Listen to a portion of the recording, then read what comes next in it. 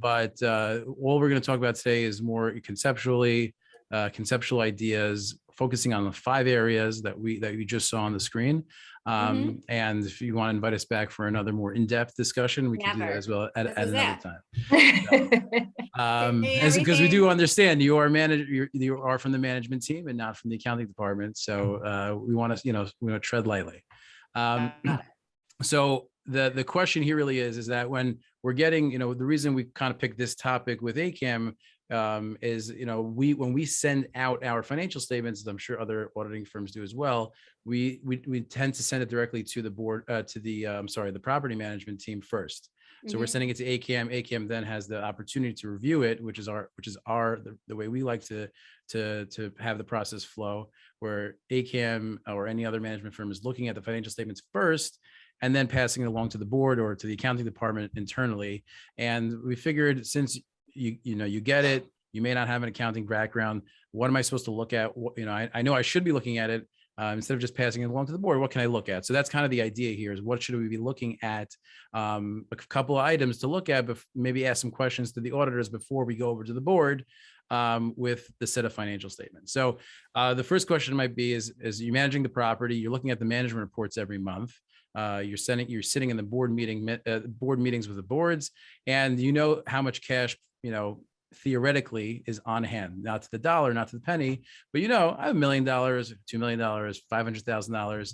So what if you get the financial statements and it's not that, right? Let's say you thought you had 2 million and it's only 500, or you thought it was 500 and it's really 2 million. So how do we kind of figure out those discrepancies? So why would there be a difference? So the first thing we're looking at here is the first bullet point is ACAM recording all the activity. So a lot of times what will happen is, obviously ACAM has access to all of the operating accounts, escrows accounts, et cetera, that you're managing, but there might be other accounts that are the board held accounts, CDs, reserve accounts, reserve statements. Some statements only come out quarterly, and that activity may or may not be reflected on the internal BJ Murray reports as of that month, right? You're trying to get the reports out to the boards within 15 days after month end. So you may not have gotten that statement yet because they're slow. One of the banks, one of the companies is slow in getting the statements.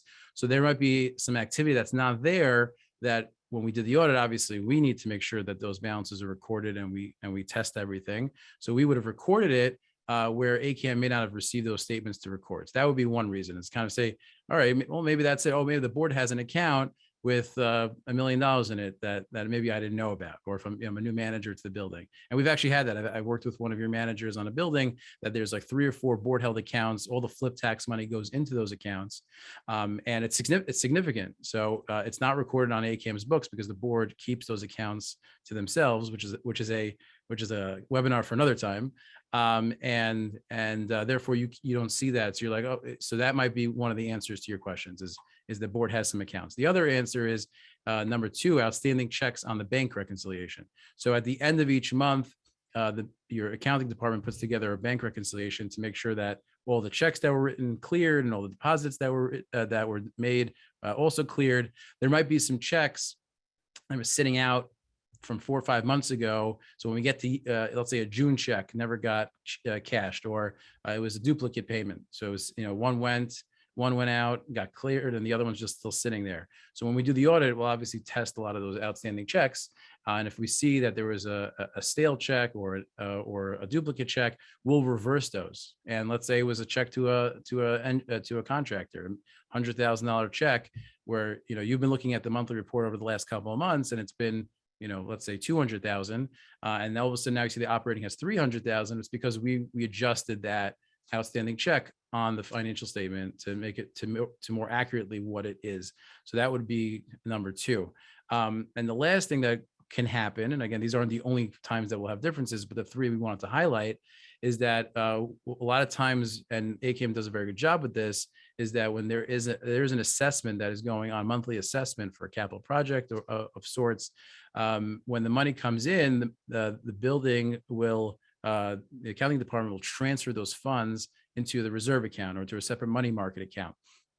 And those transactions may not have happened, until the next month. So you have a $200,000 assessment that's being collected every month for the next 12 months. It was collected in December of 2021. Let's say, for example, it was transferred in January of 22, but we want to reflect that assessment money coming in and that it's restricted as of the end of the